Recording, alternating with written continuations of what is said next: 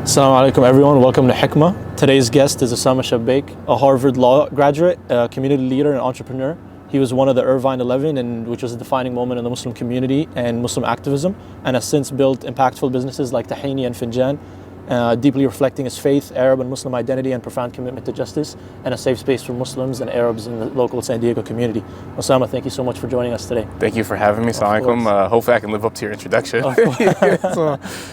appreciate you having me. Of course, and we're excited to have you as well. Absolutely. Osama, when I was thinking of how to start this episode, obviously there's many important aspects of your life, like the Irvine 11 incident and all the trial that happened with that in 2010, and then your Harvard law experience we could talk all about that, and then transitioning from Harvard law into starting a business with Tahini and Finjan. So before we start all that, I just wanted to ask you, did you ever think that your life would pan out the way it has?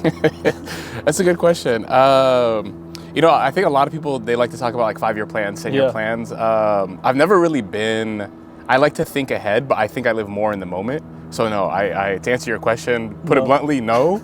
I never really envisioned it working out the way that it has, but alhamdulillah, I like to take things one day at a time, right? Allah's the best of planners, and you kind of just take things as they come. Yes, sir. Yeah. Would you say when you went to UC Irvine in the beginning, was the plan to go to Harvard Law School, or was that also something that kind of just snowballed?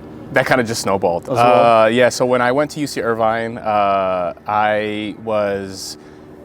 didn't really know what I wanted to do with my life. I think that is something that everyone kind of goes through that phase when they're younger, especially in their early 20s, where you're still trying to figure out what is it exactly that I want to do with my life. And I think I was struggling with that same notion. My family being Egyptian, getting a graduate degree was a serious ordeal. It was like, you are going to get a graduate degree.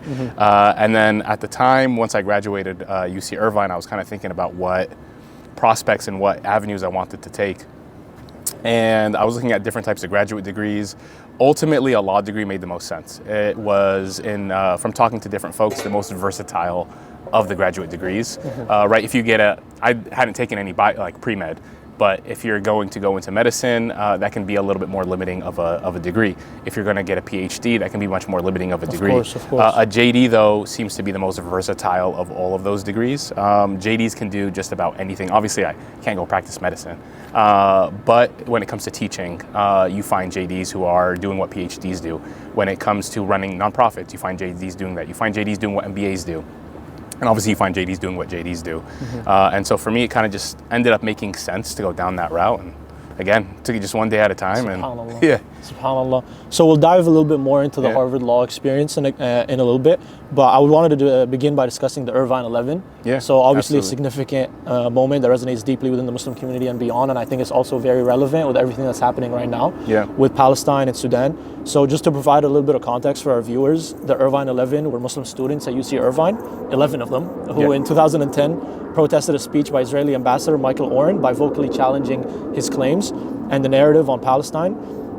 And the protest became a landmark moment highlighting issues of speech, activism, and freedom of speech and student rights and all that on campus. So can you walk us through that day from your perspective? Was it something that you guys diligently planned and had a whole meticulous plan, or was it something that you guys just saw in the moment and that you just took it upon yourself to say something and stand up for what's right? Yeah, absolutely. And I think that day really kind of goes back years. UC Irvine, one of the things that I loved about when I went to UC Irvine was just this history of activism.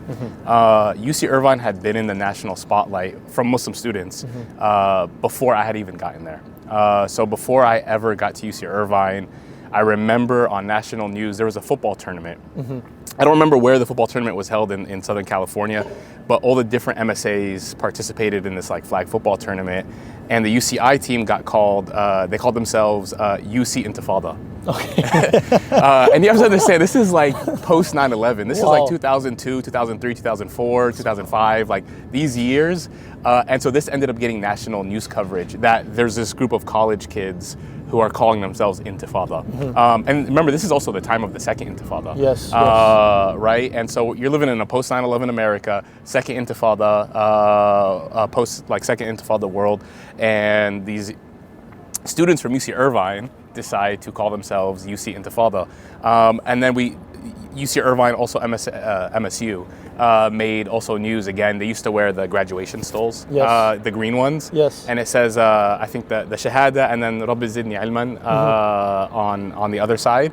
And again, that became like, oh, they're giving allegiance to Hamas type of rhetoric. Yeah. And then my first year at UC Irvine, there was this very well-known Islamophobe named Daniel Pipes. Okay. And the MSU ended up protesting him in a very similar format to what we did, and it actually got on Fox News. It was like on like Hannity and Combs back then. And again, it was seen as like UC Irvine was this breeding ground of Islamic militants. Just complete nonsense. But obviously, in that day and age, the rhetoric was very, very Islamophobic. And so we kind of grew up in an atmosphere at UCI around activism that came from the generations that had been there before us. And then we did Anti-Zionism Week every year, right? And a large part of what we saw our position as was to really just push the envelope on the conversations. Back then, saying things like apartheid, saying things like genocide, ethnic cleansing was unheard of. And it was very hard to get any type of positive media coverage around the Palestinian issue back then. And instead it was all just kind of focused in very old terminology of Palestinians are terrorists, Palestinians are hell-bent on destroying Israel. Israel can do no wrong. Israel is the only democracy in the Middle East. A lot of what you're seeing now, that same rhetoric, but without the opposite side of that has really kind of come alive with social media. That's been able to kind of portray that picture. So we always viewed ourselves as kind of just pushing that envelope, changing the rhetoric around what was taking place and the conversations that people were having.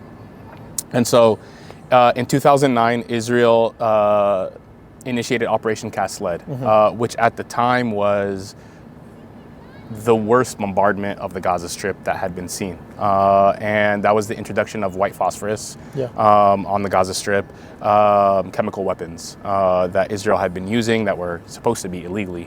And actually, a few months after that, I had the opportunity to actually go to Gaza. And a bunch of us from UC Irvine had that opportunity on a humanitarian mission. We got to spend one day in Gaza, but it was definitely a very life-changing experience to actually go to Gaza about a year after the bombardment and a year after Operation Cast Lead, and to actually see the destruction yourself. Obviously, it's crazy to think that pales in comparison to what we're witnessing now. But that was horrible to witness that. And so then coming back to UC Irvine, it was February 2010, and we found out Michael Oren was coming to campus, Israeli ambassador to the United States. And for us, we saw this as an opportunity. It was the highest ranking Israeli official in the United States was coming to our campus. And the choice of UC Irvine was not random. UC Irvine is situated in Orange County, which has a very strong Zionist community surrounding it. And so many of the donors to UC Irvine are very large, very rich Zionists. Donald Bren. I think you even have the Samueli School here as well. We had one at UC Irvine as well. These are just very large Zionist families. And so we knew we had an opportunity to send a message that would reverberate and go back to Tel Aviv. And for us, it was like, this is a golden opportunity. They're throwing us a layup right now. Of course. And so we did plan for it, and we planned it out, which if you are planning a protest, you probably should learn from our mistakes to maybe not put everything down in writing. But going into it, we didn't expect it to result in what it resulted in. Looking back on it, it was a very kind of lame and tame protest. There were 10 of us were going to stand up at different points in time during the lecture that he was delivering, and we were just going to deliver statements that we had written on index cards. Nothing that crazy. And so we knew that there might be the possibility of getting arrested, but we thought that it was going to be more just a harsh reaction from UC Irvine's administration. UC Irvine's administration was tense and for a long time had come down very hard on us on campus. And so we thought, you know what, maybe they might just like catch and release, essentially. Just arrest you, take you outside. All right, guys, have a nice day. But then when the event happened, it turned into a lot more than that. And so we went through with the plan where we stood up at different points in time during the lecture being delivered by Michael Oren. And we used that opportunity to send him a message. And then we would be arrested, and then we were taken to a back room, handcuffed, and held there for the rest of the night until after the event had concluded. And then we're like, okay, cool, things went well. And there was 10 of us who stood up. The 11th actually was someone, when the 10th person stood up and delivered his message, all the other students that had come in support stood up at the same time and started to like chant and march out.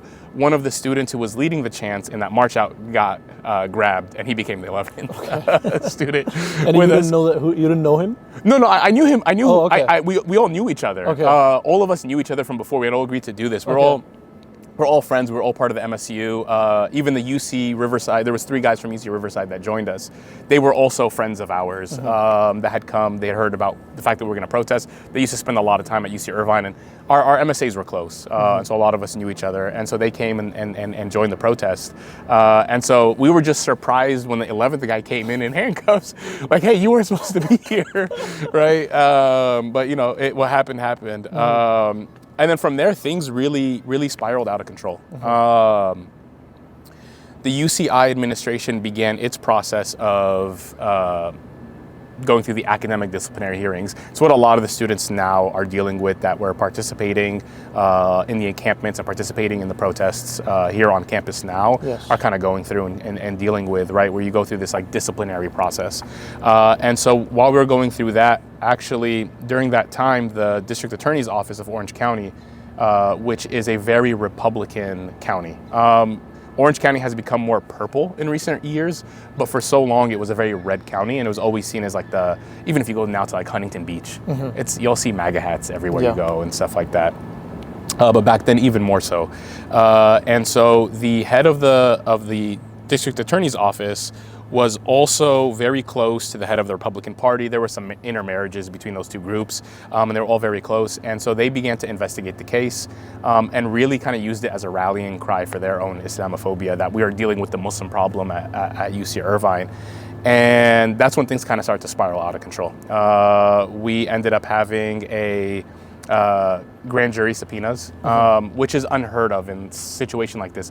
Grand jury subpoenas when you have a very serious case going on. And they were pulling students out of exams, pulling students out of class to subpoena them, take them to a grand jury where they had to testify in front of a grand jury.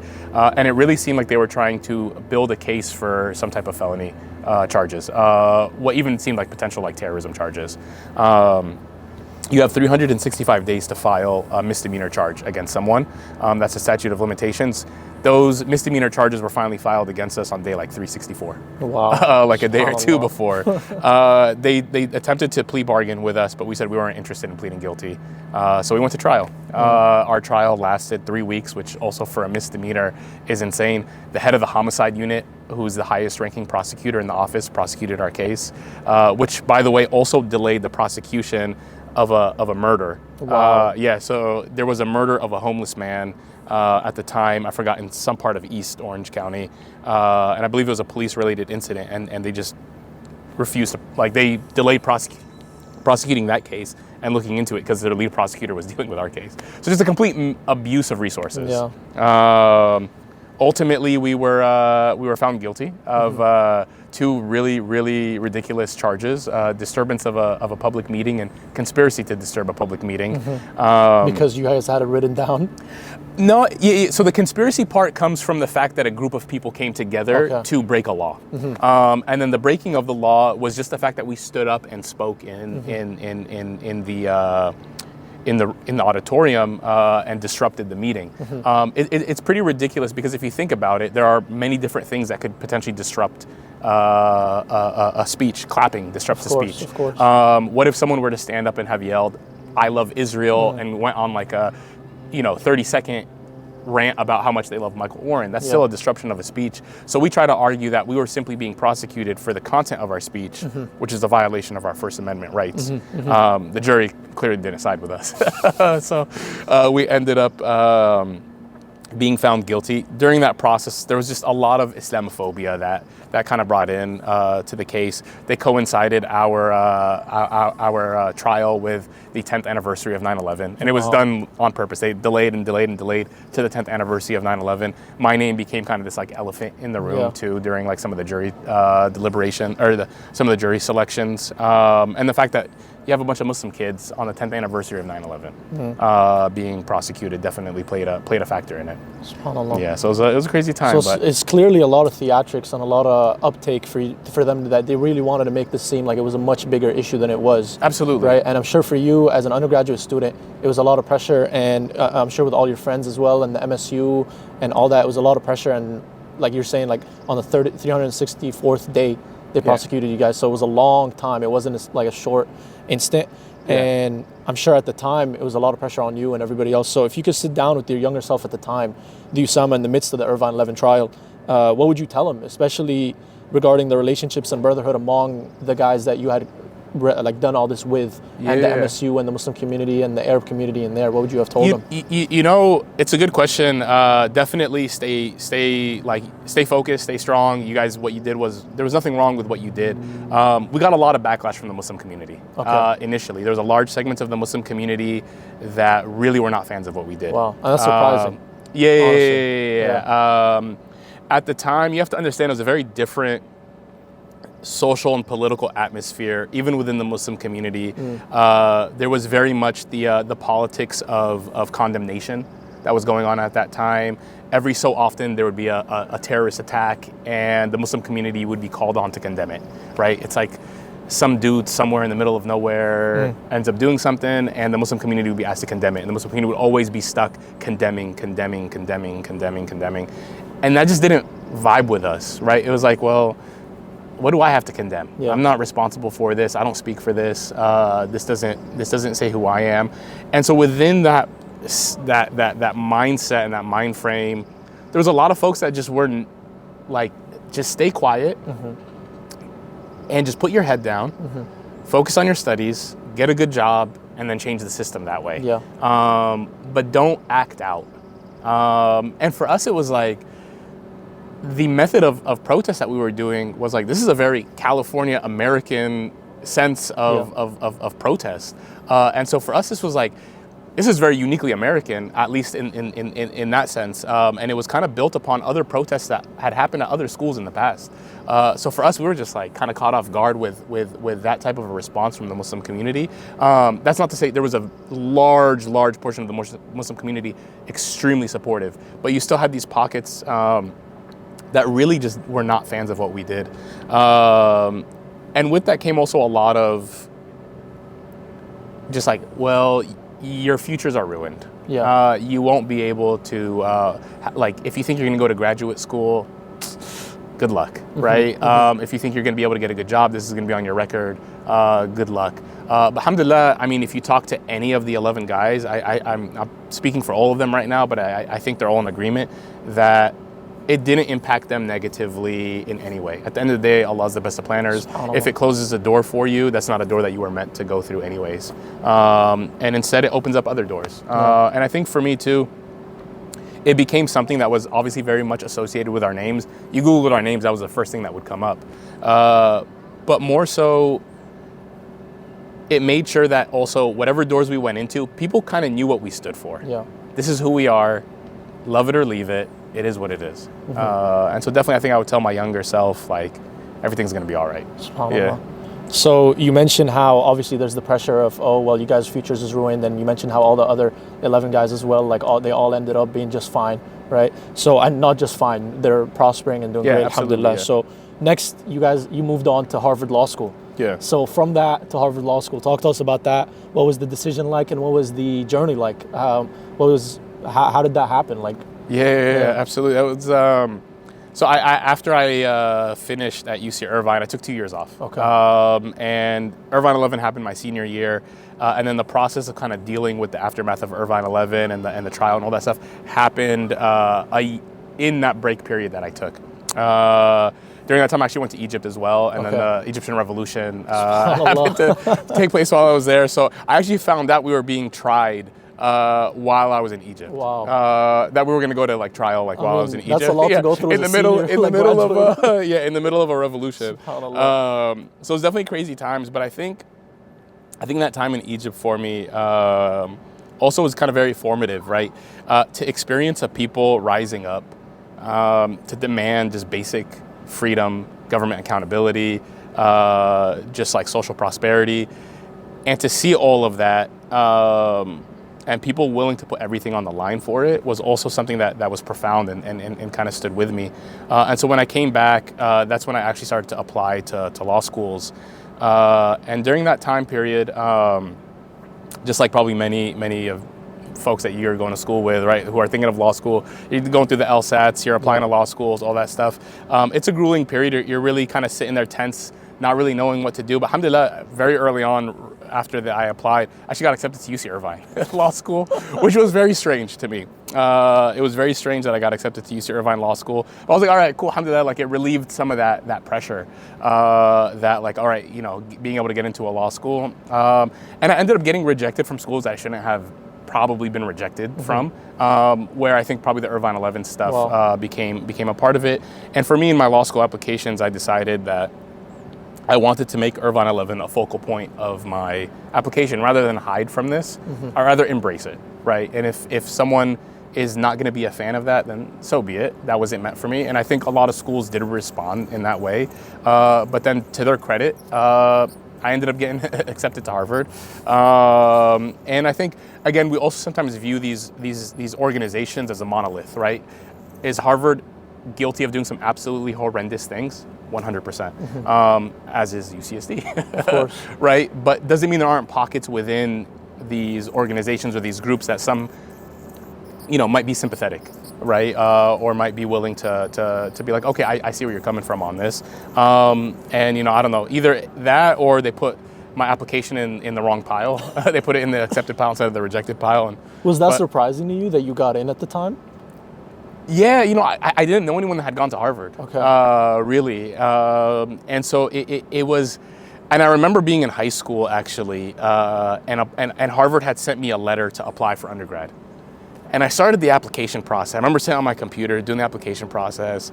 I was just like, I'm not gonna go to Harvard. And I just exited out. And I just never completed the undergrad application. And my mind was set on the UCs.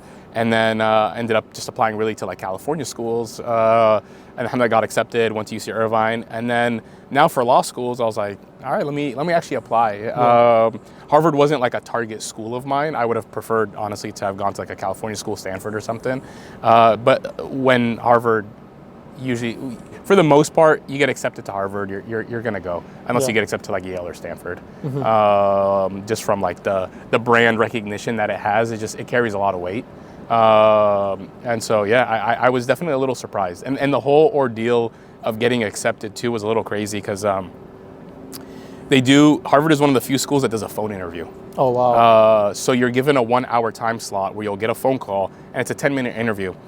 And then I never got the phone call in my 1 hour time slot. And I was like, this is such a trip. Like, I don't know what's going on. And so I contacted the admissions office, said, hey, you guys sent me an email and no one called me. And they're like, oh, sorry, we didn't have a phone number associated with your application. So I was like, okay, well, here's my phone number. Like, okay, we'll set something up. Months go by, I don't hear from them. So I'm like, yo, did I just like lose my opportunity? Because I think it's a very high percentage of people who get that interview ended up getting accepted. And then finally, months later, passed by and they set up a new interview time for me. And then I get a random email on a Friday after I do the 10-minute phone call. I get an email on Friday after Jummah, and it was, hey, Osama, are you still interested in attending Harvard Law School? I replied, yes. And then Monday morning, I got an acceptance email. Wow. Yeah, it's crazy the way sometimes things work out. So cool. Yeah. So could you share a little bit about your experience at Harvard Law School in terms of how it shaped your perspective with activism and how active you might have been? Did it kind of push you back being in a space such as Harvard, thinking of like maybe you don't want to risk your future and stuff like that, which obviously from your past we see that's not something that you're worried about, but like talk to us about that. How did that impact your perspectives? Harvard is it's a unique place because you learn very quickly that you're in a center of power. And you're surrounded by people who have influence, have access to power, not just amongst American students, but even amongst Muslim and Arab students. And this was also at a time right after the Arab Spring. And so there was even sometimes this dichotomy, even between me and some of the other Arab students. You have people that are coming that are from the regimes that are being protested against. And so even it's this weird melting pot that's taking place. And so there was a lot of that where you are now in class with students who are eventually going to go and be representatives in Congress. They have political aspirations, and so it's strange in many ways, and in many ways it was very deflating too, in the sense of like, it's okay, these are the people that are going to be leading things going forward. I think there's a large stigma around like, oh, you go to Harvard, you must be intelligent, you must be smart. Sure, but I wouldn't say necessarily that they are that much smarter than other students around the country. It's simply a matter of opportunity that was presented. That somehow they got an opportunity that may not have been given to others. There's so many legacy students at Harvard as well, students who get in, not necessarily just by merit, but because they come from families that donate a lot of money. So you're also surrounded by extreme wealth in certain pockets, also by folks who don't come from any type of privilege in that sense either. And it's just this kind of like crazy melting pot of all of that. But it definitely left me.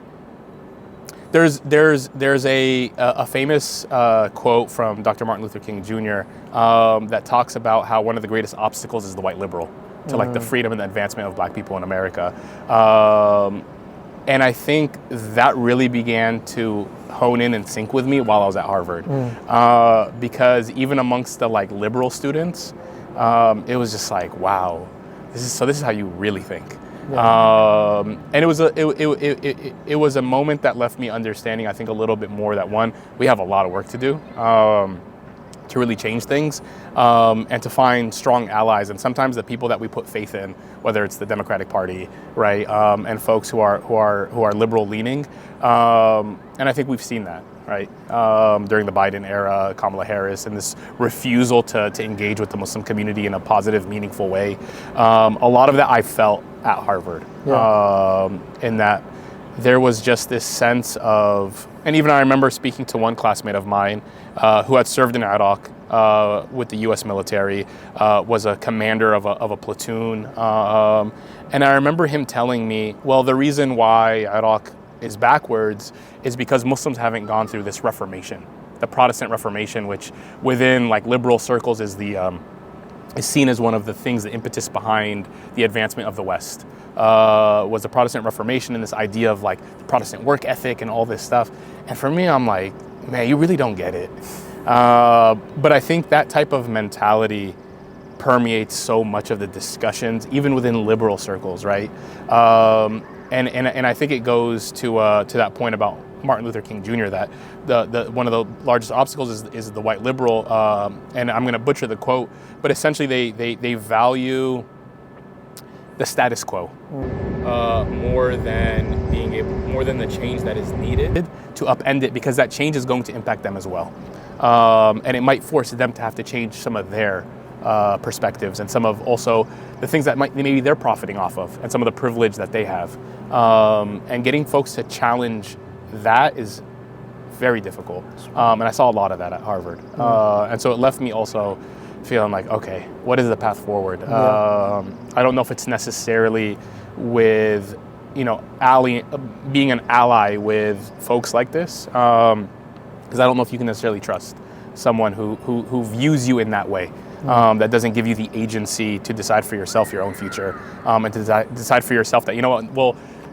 Islam is part of who I am, right? And I think so many of the students there would do this sense of othering to us. Not that, like, so for example, me being a Muslim, Egyptian, Arab, I'm already an other. But there would be an othering process where I would be othered from the community that I came from, right? So I made it to Harvard because I was different than the Muslim community I came from. I adopted liberal, progressive, white values. Okay. And because of that, I made it to Harvard. Despite my background, I made it to Harvard. And that idea permeated through a lot of these discourses. And that same mentality was applied to Black students, was applied to Latino students, was applied to other minority groups. And you would often see that, the sense of othering from our own racial groups, that we made it despite our pasts and despite the communities that we came from, rather than, no, I made it here because of the community that I come from. And I think it's a sense that, especially in a place like Harvard that has for so long been a white male dominated space, this idea that others can make it into their space is a threat to their sense of identity and who they are, right? So in order to maintain that sense of identity, it must mean that we've adopted their values, because otherwise these groups and these communities are their equal. And that's just, it's too overwhelming, I think, to their psyche to buy into that. So subhanAllah, like in a community like that, was there any semblance of the community that you had in the MSU and the Muslim and Arab community that you had at UC Irvine, or was that something that wasn't present at Harvard? It was different, right? It was different, and I think a large part of that, definitely there was a strong MSA at Harvard, and the college level had that camaraderie and that brotherhood and sisterhood.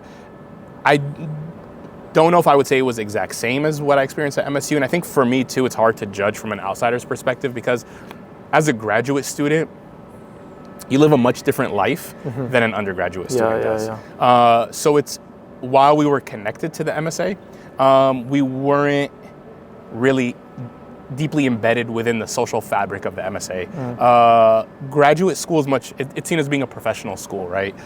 So you're kind of overloaded with work. And it becomes harder to engage with some of the undergraduate levels. On a graduate level too, no, I would absolutely not. Did I make some amazing friends there? 100%. But was there the level of socializing and development that you had at an MSA level? No, 100% not. And I think a big factor of that is just because of who of being in a graduate program. And then the second factor of that is the type of people that are at Harvard, right? There was a lot of Muslims there that I didn't agree with. We didn't see eye to eye on stuff.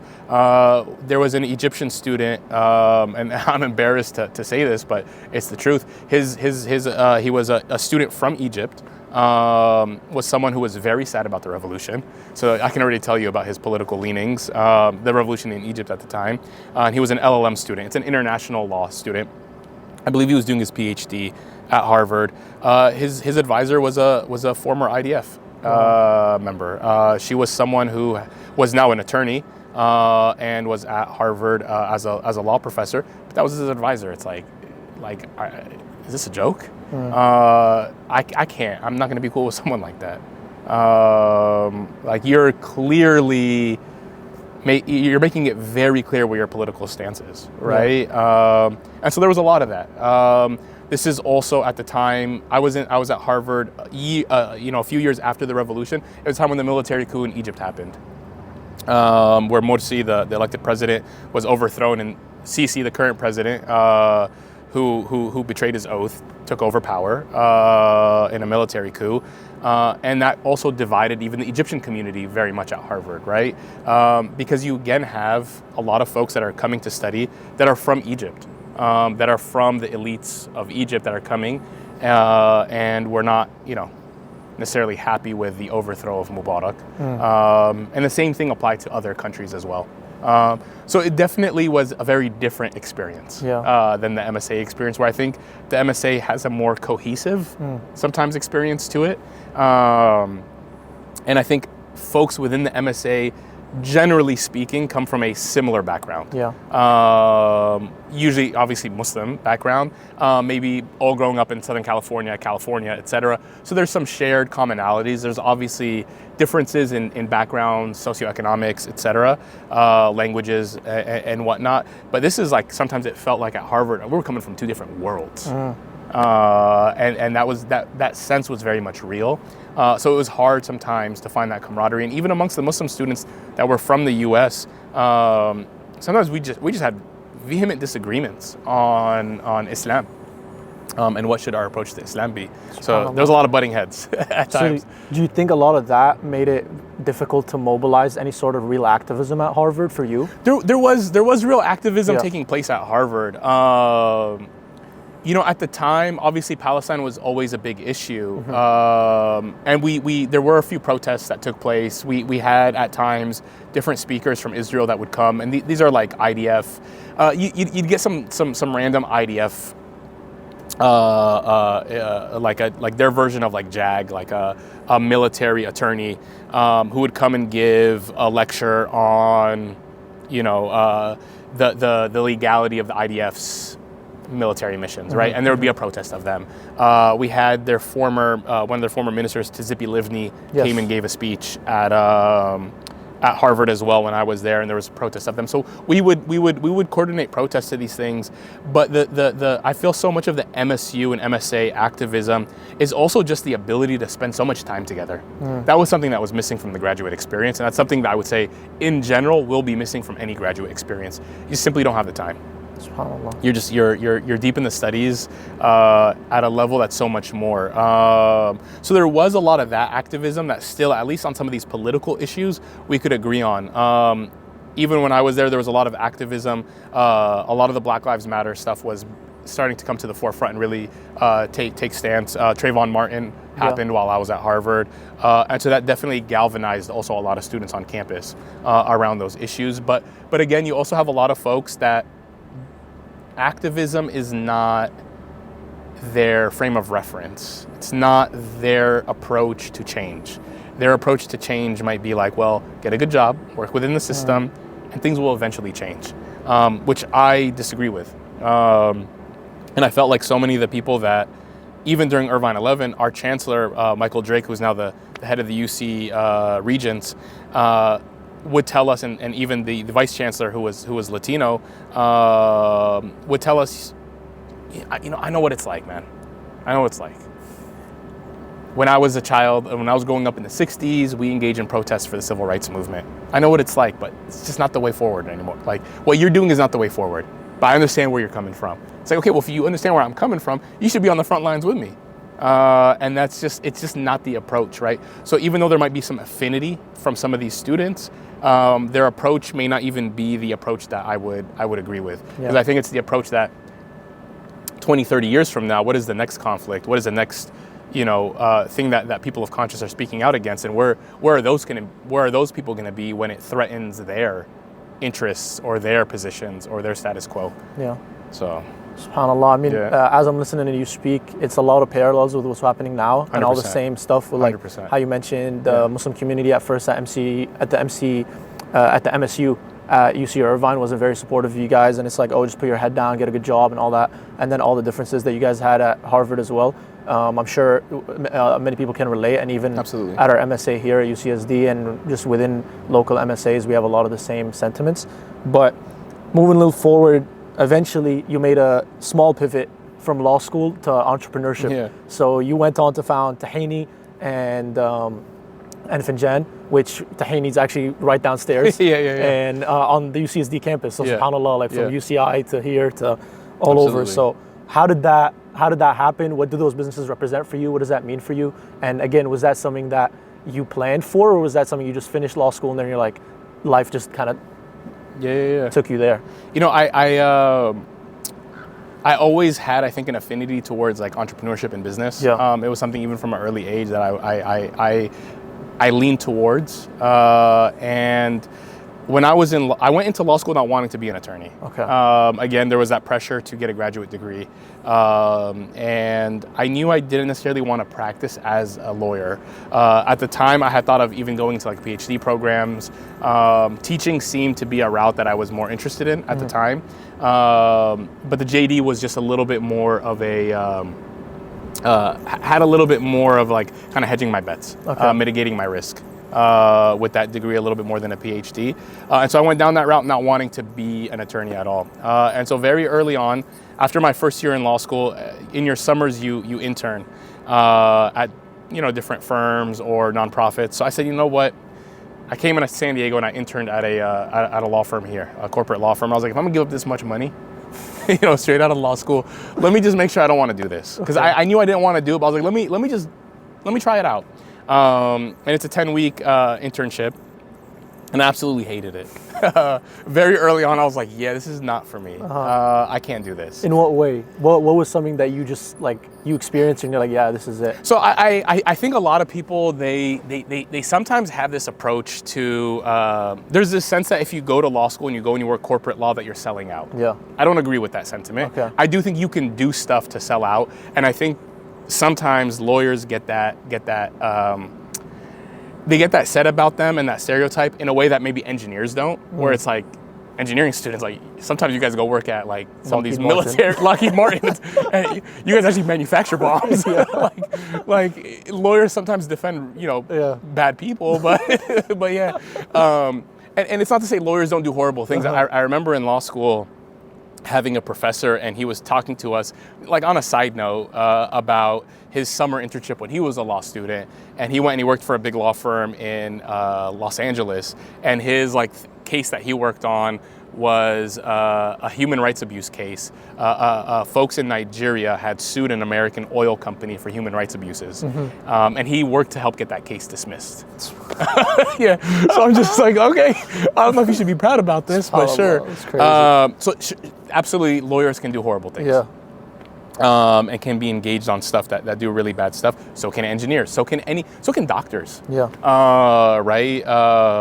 A lot of different people can be involved in bad things. At the end of the day, I think it just goes back to your principles and your morals and your values, right? But for me, it was like, it wasn't the work that I was doing at that law firm. It was pretty much working on mundane type of stuff, patent infringement work, trademark stuff, things that are not necessarily testing your moral compass, right? But I just didn't find the work very interesting. And I was like, it's just not for me. I don't know if I necessarily want to do this. Going the nonprofit route and going and doing some of that work, right? Or working kind of like the frontline civil rights lawyers, while all praise and respect to the work that they do, was also just not something I was interested in. Yeah. I think we need to have great lawyers, but I saw for myself that I didn't want to necessarily be another cog in the machine, right? Civil rights lawyers are necessary and they're needed, and they can do some groundbreaking work. But for me, I always viewed America as a place of communities build respect and power through entrepreneurship, through wealth. And that was going to be something that could help propel the Muslim community forward. 100%. And so me and my best friend Mahmoud, we had always talked about this idea of kind of opening up our own shop. And so after that summer, or during that summer, a few weeks into it, I was talking to him. I'm like, you know what, man, why don't we just try it out? We had both grown up doing farmer markets here in San Diego with a family friend of ours. And so we kind of had this experience of what it was like to set up at these farmer markets. We knew there was a low barrier to entry with the farmer markets. It was something you didn't need a lot of capital or startup money to get involved in. So we ended up buying a show machine that summer. And we started doing some family and friends test runs. And then that November, we set up at our first farmer market in San Diego. Mahmoud, props to him, he had to handle it on his own because I was in school. Okay. So he had to kind of get everything just ready on his own. And then I ended up taking a semester off. The following semester, I applied for a leave of absence. And I came back and we did tahini at the side of a gas station for a farmer's market for a bit, and then side of a gas station for some time as a way to kind of just test the market. For us, it was all right, if we're going to take this big leap. He had graduated from SDSU with a criminal justice degree, was at the time thinking of going into San Diego police law enforcement. I was obviously completing my law degree. And we were like, well, if we're going to give up these paths, let's just make sure this is something also that we want to do. And so we did the farmer's market. And we loved it. Really hard work, I'll tell you that. Very challenging. It was funny. I think Ramadan that year was actually in the summer. So we were doing the farmer's market till 8 p.m. in the sun, in the heat. So it was good times. We definitely learned a lot because neither one of us comes from the restaurant industry. So this provided us a low-cost opportunity to be able to really test the market and work on our product. Right, and I think that was our approach to it, was how do we refine our product, improve our product, and continue to improve it before we step into a brick and mortar space. And at that time, we were looking, it was at the time of like the food truck craze. It was like when food trucks were first becoming a thing within American culture. Not that they didn't exist before, but they weren't popular. They were kind of seen as like, you sure you want to eat there? And then there was kind of this resurgence and this revolution that took place within that industry. But San Diego had come down very hard against food trucks and had banned them from a lot of different neighborhoods due to some like city council laws. So we ended up really at that point focusing on finding a brick and mortar. I went back to school, graduated. Finally in 2017, we opened up Tahini. And for us, Tahini in many ways was a reflection of our own identity. We're both very much the product of the post 9/11 world. I was in 8th grade when 9/11 happened. Mahmoud had grown up outside of New York City, in Paterson, New Jersey, with seeing the New York City skyline and the World Trade Center in his right in the distance from where he grew up, 20 minutes outside of Manhattan. And he was still living in Paterson when 9/11 happened. So these moments very much were a defining part of our childhood. And we kind of grew up with this idea, and we were told at the time, right, that this idea of being Muslim and American is, mutually exclusive. The two just don't work out with each other. And I think in many ways, Tahini became our response to that. I was like, and Tahini is a reflection of both of those identities, right?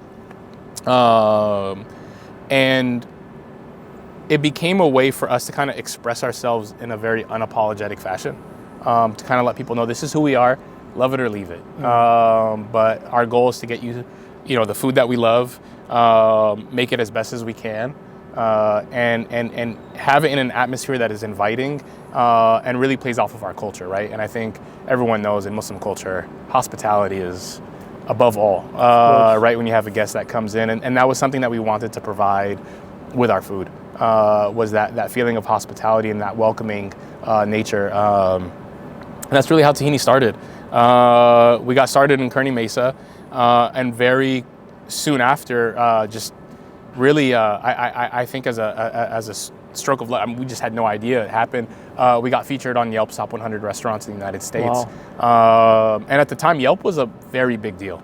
And that kind of changed things for us overnight, a year into being open. And then from there, we got featured on the Food Network with Guy Fieri, the dude with the crazy hair. And alhamdulillah, things were going great. And then COVID happened, right? Yeah. So it's just been a whirlwind. SubhanAllah. So I mean, like everything that you just detailed, like leaving a conventional career path at one of the world's like top law schools and just top schools in general to open up like Tahini and Finjan, was that something that like took a lot of faith and patience out of you, or was it something that you knew you wanted to do, or was it something that was like jumping off, taking a leap of faith, sort of? Yeah. I mean, I think I'm a hard-headed person, for better or for worse. So when I had decided on going that Tahini route, everyone at school knew it too. Everyone at the law school knew I was going to do this, and I think in many ways, for a lot of folks that knew me, it was kind of like they were cheering me along. There's this sense of rat race in law school that everyone is trying to just like. Law school is a challenging environment because after your first year, that summer you work. Your first year is it's top heavy. With classes. Your first year, you're taking the most classes that you take in law school of any year. Immediately after the first year, you go into an internship.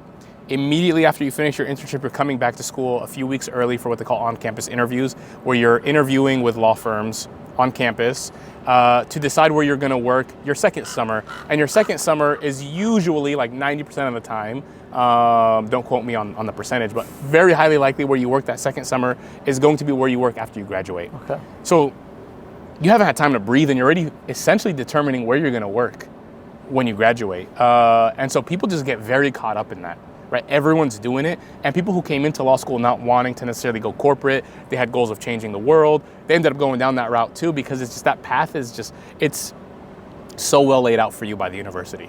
Versus other routes just being very hard to traverse and go across. This one's just laid out really well. And so for me, I kind of was just like, I don't want to do this. And so I think for a lot of the students, who had maybe similar feelings and sentiments of like, I don't really know if I want to do this, but it's just so easy, let me do it. They kind of cheered me along, and they became very supportive of my decision, and everyone knew that I was going to do it. I took a leave of absence from school, so all of a sudden I was gone for almost like 9 months, and came back, and obviously everyone was very intrigued and interested in what I was doing. I was the kid who was not going to pursue law to go open up a restaurant. It's not common, right, amongst students. Yes, sometimes people might go and do something like tech or something like that, or whatnot. But I don't have no tech skills. I can use my iPhone. That's enough for me. And so I was just doing something that was very unconventional.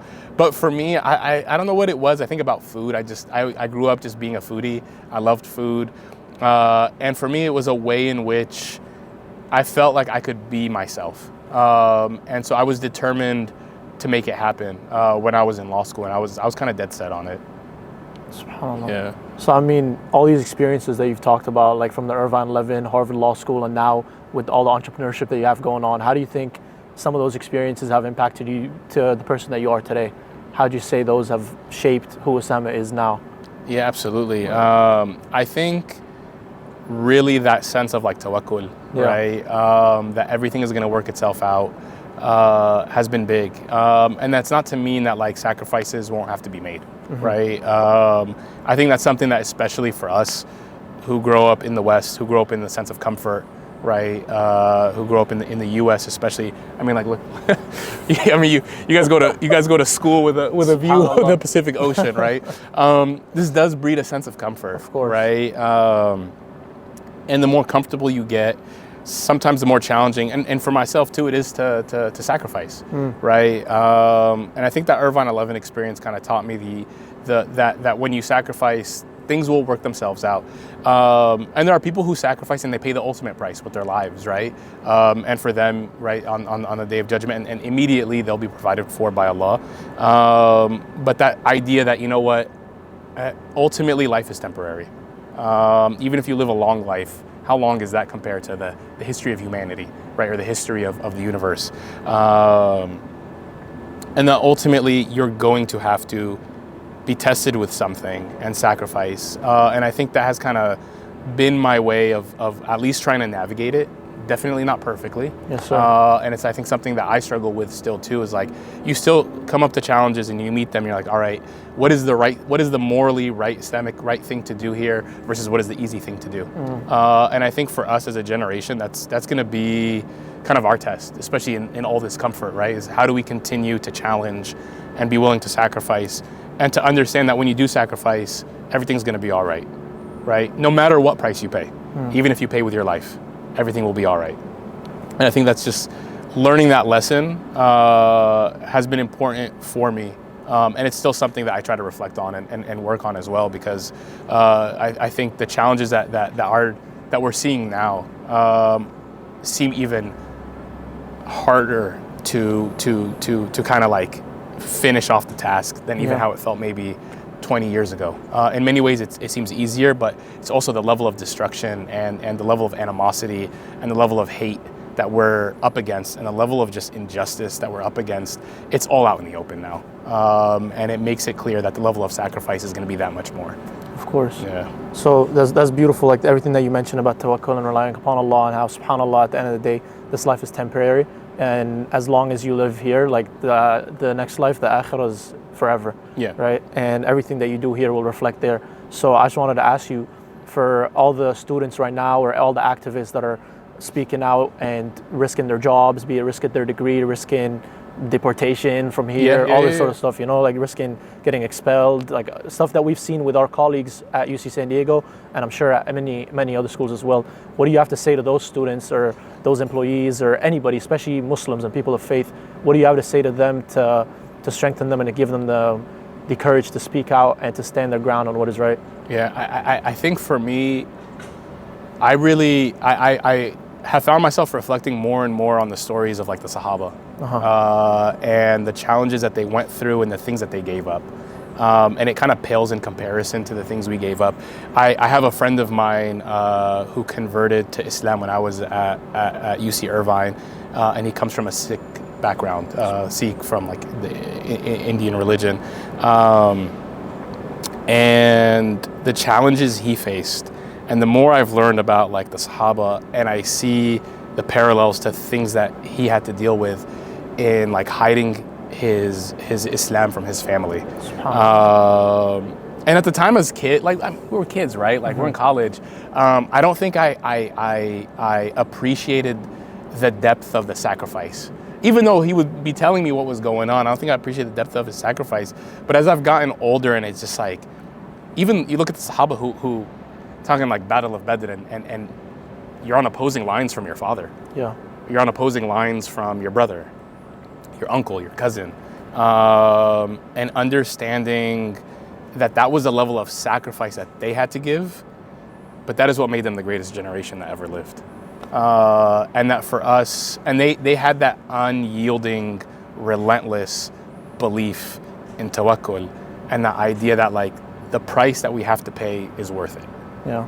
There's a price that we have to pay, but it's worth it. Yeah. The story of the Ansar, when they become the Ansar and they come and they give the bay'ah, and they're told like, are you sure you want to do this?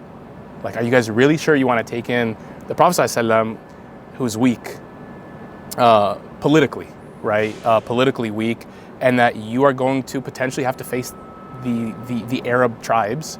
And they said, well, what's in it for us? And then they were told, Jannah. And they said, well, that's a profitable trade. Yeah. Like we're down, we're in. It's a group of like, and they're youngsters. Like the Ansar are in their 20s, many of them. Like the leaders of the Ansar are very young people. But it just like that ability to just hear the message, know that what you're hearing is the truth, and to act upon it with that level of certainty is something I struggle with, right? Yeah. Like that's a level of certainty that is very hard to find. You see it obviously in Gaza, I think, right? But for us, that's what I say. It's like, go back to those stories.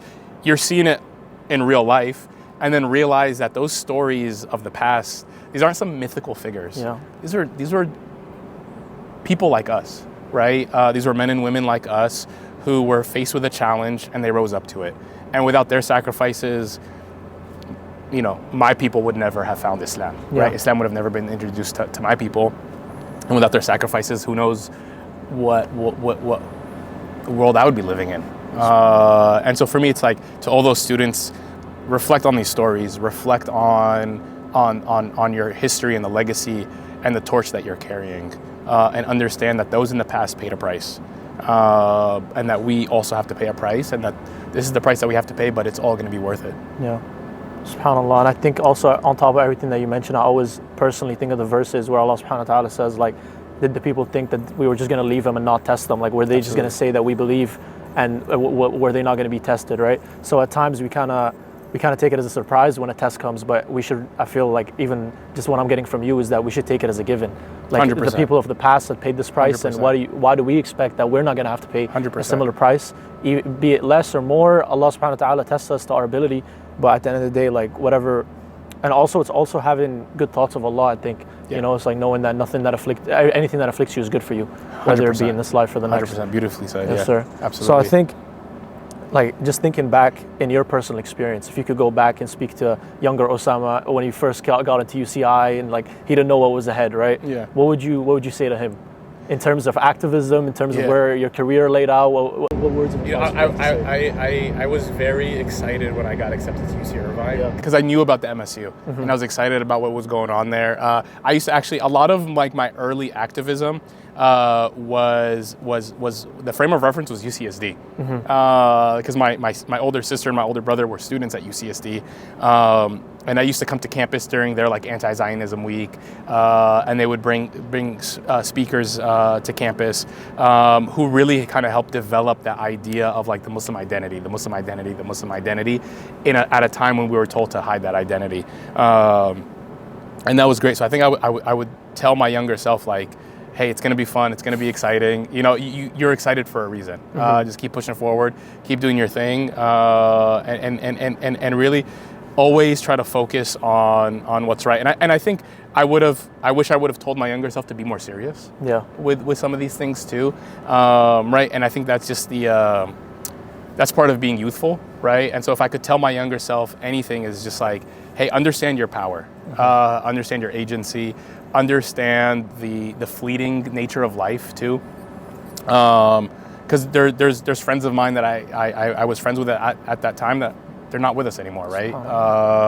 And that's one thing you realize as you get older. Life is temporary, life is short.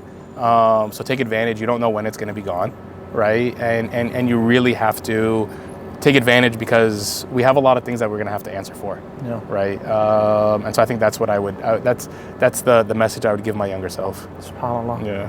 And looking forward for Osama, what are some of the big lessons, and what's next for you? What are you looking forward to? What are you working on, and what do you hope to achieve?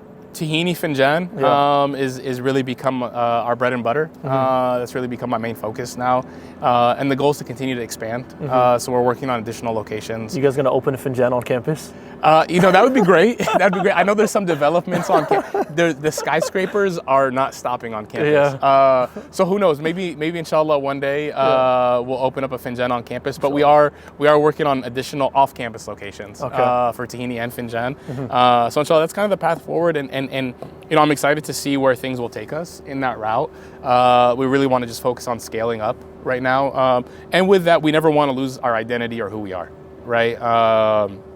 We want to be a business that reflects our identity, even though we may not necessarily cater exclusively to the Muslim community. That has never been like our main customer base, but we want it to still be a reflection of our Muslim values to the larger community around us here in San Diego, and inshallah beyond. For sure. Yeah. And do you see your work in a sense to be a da'wah in a way? 100%. Yeah. 100%. I think it's da'wah within our employees. Yeah. One of the proudest moments for us has been some of the employees that have accepted Islam, which has been awesome. And I think to so many of our customers too, it becomes a introduction to who we are. Is it always a perfect introduction? No. A lot of our employees are also not Muslim, right? So, but again, I think there becomes this sense of affinity and understanding. Food is a language that we all speak. For sure. Right? If food tastes good, it tastes good. Doesn't matter what language you speak. And I think because of that, so many of our customers, I'm sure they probably don't even necessarily align with us politically. But they'll still come and eat with us, right? And maybe that's one sense of like, all right, planting a seed here, planting a seed here, planting a seed here, and then we've attempted to do some different events at Tahini related to what's been going on in Gaza, to also provide a different sense of community for the community that we come from, but then also to introduce what's going on to our customer base. For them to kind of understand. I think for a lot of Muslims, it's easy to know and see ways in which to be involved. Yeah. But for a lot of, just regular everyday Americans who don't come from our community, it's harder for them to understand the ways in which they can be involved, or ways in which they can support. And we saw an outpouring of that from them when we held these events. That so many of them were just horrified by what was happening, but felt powerless to do anything about it. SubhanAllah. Yeah. I think that's a great point, how food brings people together. Because even with planning MSA events on campus and SGP events, our biggest events are when we bring out food. Like we know we know in part of the planning that's part of it, but also we don't see it as people only come out for the food. We see it as an opportunity. Well, if we bring the food, we can get more ears, right? 100%. And we use it especially for Islamic Awareness Week, where we just give da'wah for a full week, or even Justice in Palestine Week, where we educate people about Palestine, where you spoke last year, right? And it was a great talk, alhamdulillah. And you see the attendance, like it's one of our biggest events of the year. Yeah. So alhamdulillah, and obviously we also cater to Tahini for a lot of our events. So that's great. And food is definitely, it is, I think culturally it's huge for us. Right? Food plays such a big role culturally. Of course. And it's just such a great way to just get people together. 100%, 100%. Especially with the Arab culture, Muslim culture, it's like a huge family-oriented, all that. Absolutely. So it's very important for us to come around a table and discuss and share ideas and just bond with each other. So, it's good stuff. Osama, thank you profoundly for sharing your thoughts with us today. 100%. And I think there's a lot to reflect on for me personally, and a lot for everybody that's listening as well. I think your story is very inspiring, especially for somebody like me. I'm graduating soon, and you really never know where your life's going to take 100%. You. But at times, like you mentioned, having tawakkul and remembering stories of people of the past, especially with activism and everything that's happening now. I'm sure in many ways it's gone a lot harder with the intensity of the injustice and the bombardment and all the like everything that we have to deal with as a like an outcome of our activism and of us having principles. So I think it's very important to reflect on everything that you said. And aside from that, it's been great talking to you. Thank you so much. I appreciate you. Yes, sir. Thank you for coming. Absolutely. Thanks for having me. Of course.